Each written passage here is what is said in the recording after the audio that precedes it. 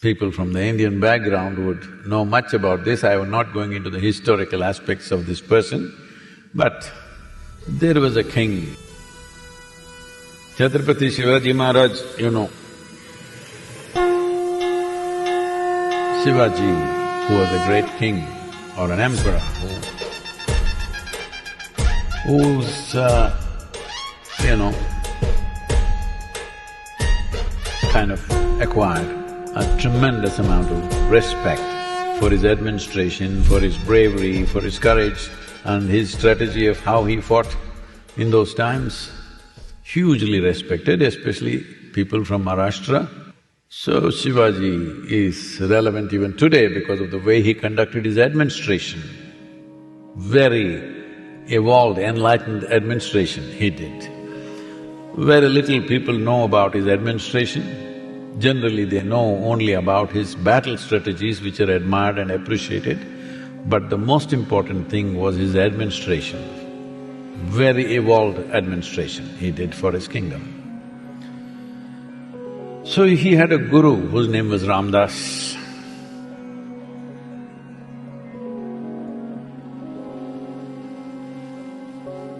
One day Shivaji was standing in the balcony of his palace. Then he saw his guru going from house to house with a begging bowl, begging. Then he thought, what is my guru doing, begging on the streets?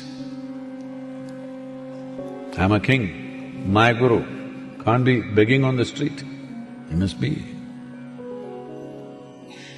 Then he called Balaji, who was his assistant, wrote a chit and sent it, please go and place it at the guru's feet. So he went and placed this chit at the guru's feet. So he picked it up and saw. And Ramdas smiled.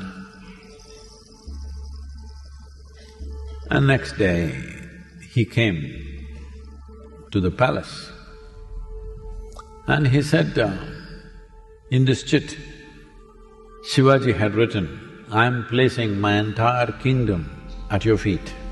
You can do whatever you want with the kingdom and me.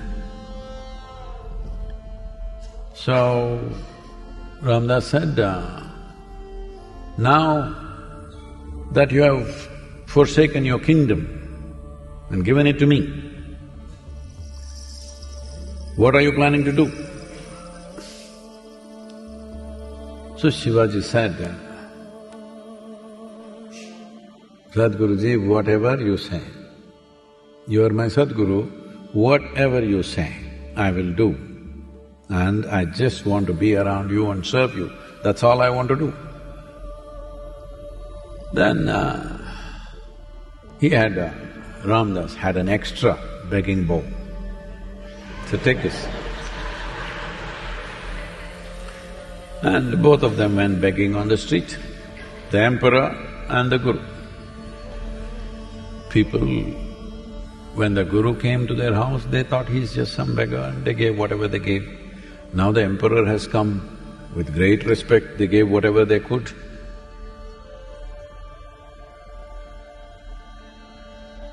It's only now that if a beggar comes home, people are putting cooked food, leftover food, all kinds of things.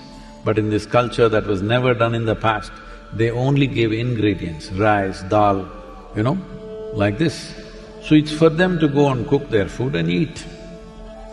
So after their begging rounds were over, they went near the river and the guru prepared a small meal, a simple meal out of whatever ingredients had come that day. And after he finished eating, what was left over, the king, the Shivaji, no more a king, ate.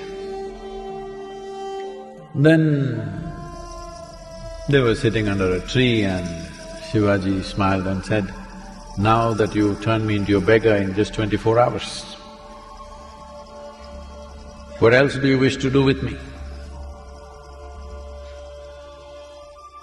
So Ramdas said, it's called gherao, that means a piece of orange cloth. He gave this orange cloth, which was on his body, he took it and gave this orange cloth. and he said, use this as your banner and go back and rule the country, but just know this is not your kingdom. If you know this doesn't belong to you, you don't own it, and you will do the best that you can for the people, that is the way you must rule.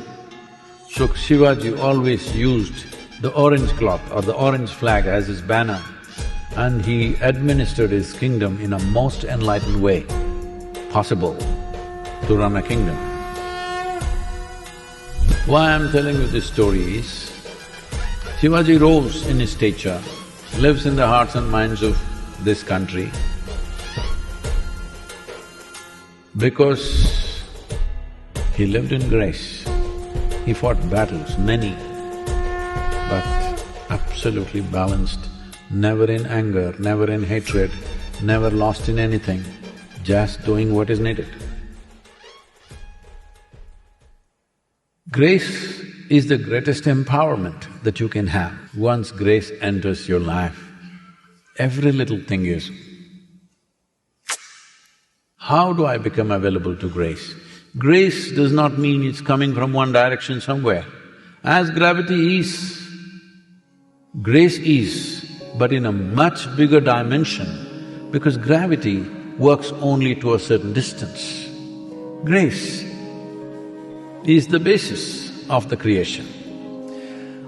But you won't be available to it if you have strong walls of individuality. If you become dispassionate, slowly the walls will dissolve. Now it breathes grace. Everything in you breathes grace.